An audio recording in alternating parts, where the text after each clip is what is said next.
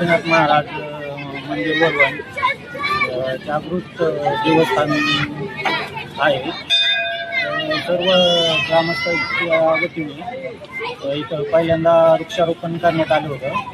नंतर सर्व वृक्षारोपण चालू असताना इथं अन्नदानाची सोय चालू केली एक साधारणतः 3 ते 4 महिन्यांनी. आणि नंतर चालू असताना सर्व ग्रामस्थांच्या वतीने सर्व सहभाग घेतात अन्नदानात. 4 वर्ष झालं चालू. श्री गोपीनाथ अन्नदान मंडळ वरवण यांच्या वतीने दर सोमवारी प्रत्येक सोमवारी आज 4 वर्ष झाली अन्नदान आम्ही करतो. काय येथील मंडळी सर्व स्वखर्चाने सोयीने आम्हाला वर्गण देतात.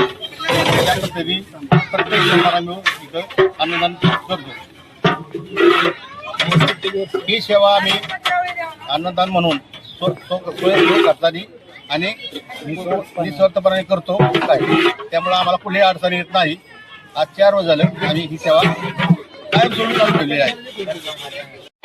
श्री गोपीनाथ महाराज मंदिर वरवण गेले कित्येक वर्ष आले ते अन्नदानाचं काम चालू आहे. आणि हे अन्नदान बनवायचं मी आणि माझे वडील काका सावंत आचार्य वरवण यांची मुलगा मी कित्येक दिवस झाले आम्ही 4 वर्ष झाले त्या देवाची प्रसाद म्हणून स्वयंपाकाचे काम करतो आणि देवाची सेवा करण्याचे काम करतो. धन्यवाद.